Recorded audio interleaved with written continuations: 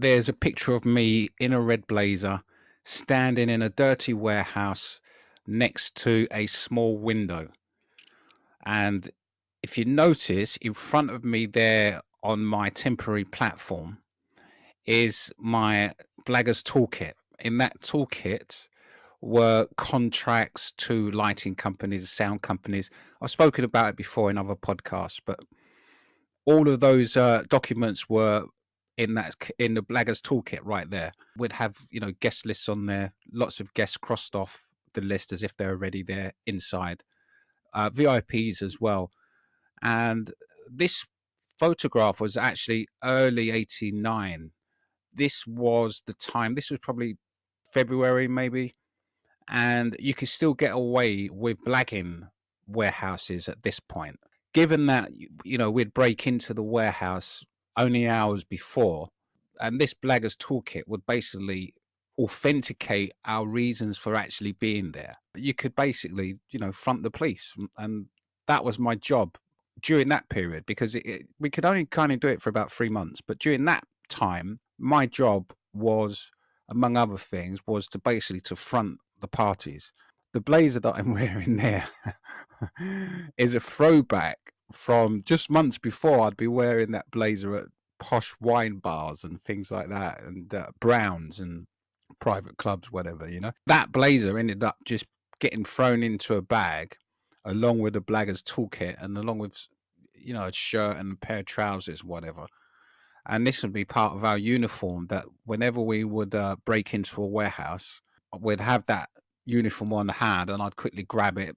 Not all the time, because some of the time we'd be setting the warehouse up and we'd be filthy. Because as you can see from this photograph, from my jeans are absolutely filthy. But to give you some background on this actual photograph, this is a backup warehouse in Bow. We had a warehouse in North London that got discovered by the police. And so it got discovered quite, well, I say quite early.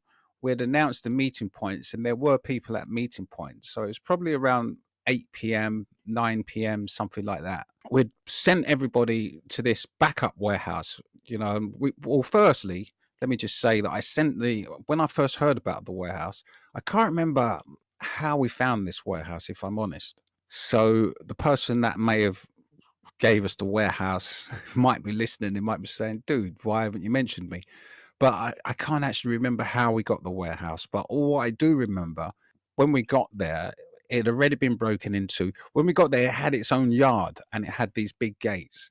And so I remember arriving there, and someone had to come and open the gates to let us in. It was just by boat flyover. We're in the building. There was still a few bits that needed to be done, but all we really had to do was set up a few nets, if you all remember those camouflage nets, and set up a few parachutes. The sound system was halfway set up, so it wasn't much work to do at all. I was upstairs doing something, and I had a different jacket on at this point, and it was filthy dirty from the warehouse that we'd been prepping before, this emergency warehouse. And I have to say that the building that we were prepping before this building held over 5,000, and this building, we'd be lucky, I don't know, to get 1,000 in there. And I was feeling a little bit disheartened with the whole thing. We'd gone from this 5,000 capacity warehouse to this small warehouse, but there were lots of people that were still out on the streets, and they were really keen, and they really wanted to have a party. And so this was really just to give people somewhere to go, if I'm honest.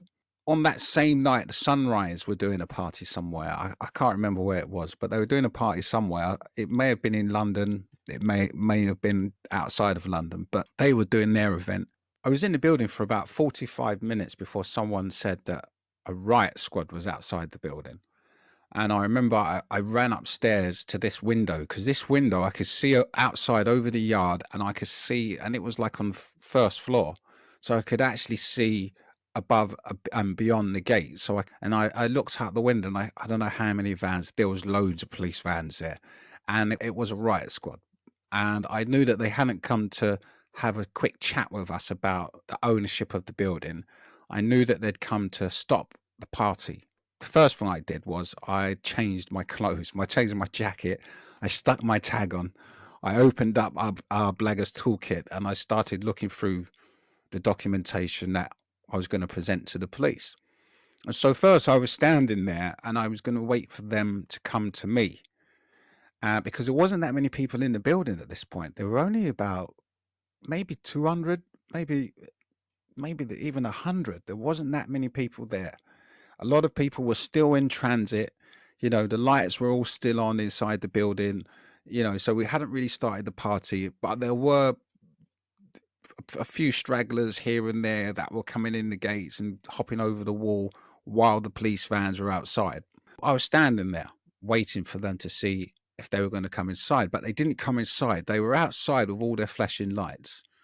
And so I thought, let me go down and see what's happening. So I changed into my red jacket, brought down my Blaggers toolkit, and I went out into the yard. Now, there was about, I don't know, there wasn't a couple of dozen people in the yard. There wasn't that many.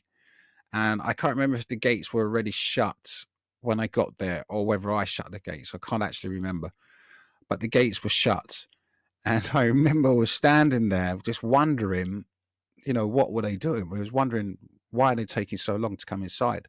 As I was standing there, this police head just popped over the fence and obviously looking to see what we were doing.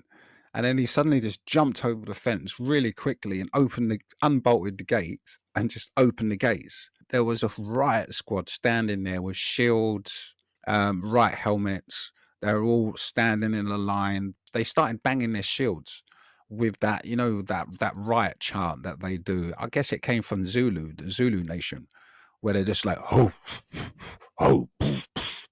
It was quite scary. I remember it first hearing that when I was a teenager in riots in Hackney. Same time they were happening in Brixton. This was like in the 80s, early 80s. Police had blocked us all in this road, and they'd coming at us from both ends, 4 riot squads, and they had the shields and they were banging on their shields and they were going like, oh, oh, bang, and banging their shields. And we were all like inner city Hackney kids, and we'd never heard that chant before.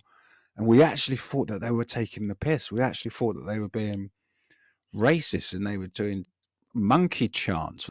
That enraged the crowd, and the crowd that were there, they didn't have any weapons, but when they heard all that, they were down a street it was a residential street, and they all just ran and everyone grabbed lids from dustbins and all stuff like that, and they just went berserk. But anyway, so they were doing this chant and they were banging on their shields and they were moving forward slowly.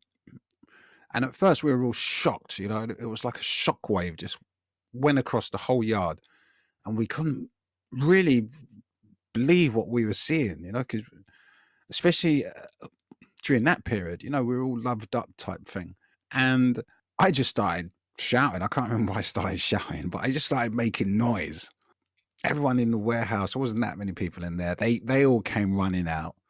And we just started jump up and down, and I started chanting acid, acid, and then we all started chanting acid, acid, and we all stood our ground. We wasn't backing off. We just stood our ground, and they were still coming forward, and we just got louder, and we just was just jumping up and down, and we didn't move. And they stopped their advance, and then they backed out, and then they left. There was a club just up the road called the Tunnel Club. And people might remember this who may have been at the Tunnel Club. It was on, I think it was on the A12. They went on and they raided the Tunnel Club, and we had our party, and all was good. But that was really the story of the Red Jacket.